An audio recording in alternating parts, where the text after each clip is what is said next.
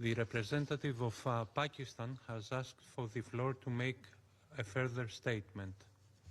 I give them the floor. Thank you, Mr. President. My delegation has been compelled to take the floor to respond to the remarks by the Indian delegation. India has yet again relied on disinformation, deflection, and denial. Let me remind the Indian representative this is an open debate on the protection of civilians in armed conflict. No amount of obfuscation can hide the facts. India brazenly kills and maims civilians in Indian-occupied Jammu and Kashmir, carried out blatant aggression against civilians in Pakistan, and sponsors terrorism and assassination in my country and across the globe.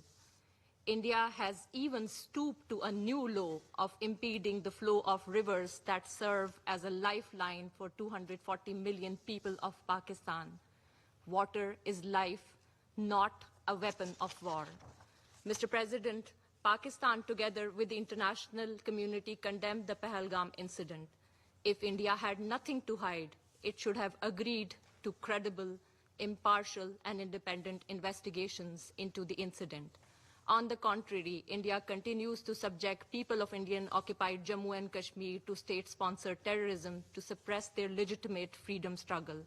Between 6th and 10th May, India committed blatant aggression against Pakistan, launching unprovoked attacks on innocent civilians, killing 40 civilians, including 7 women and 15 children, and injuring 121 civilians, including 10 women and 27 children. Mr. President, India certainly has no credibility to lecture others on the protection of civilians.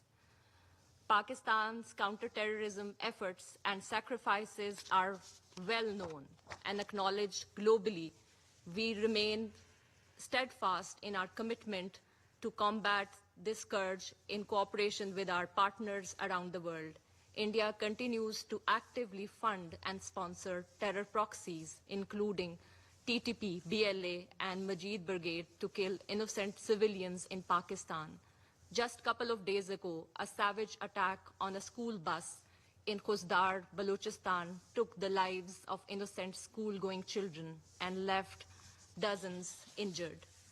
Mr. President, if India is genuinely committed to peace and security and good neighborliness, it should end its state-sponsored terrorism, cease its oppression of the Kashmiris, comply with its obligations under international law, United Nations Charter and bilateral treaties, and engage in meaningful dialogue for the peaceful resolution of the Jammu and Kashmir dispute in accordance with the resolutions of the Security Council and the aspirations of the Kashmiri people.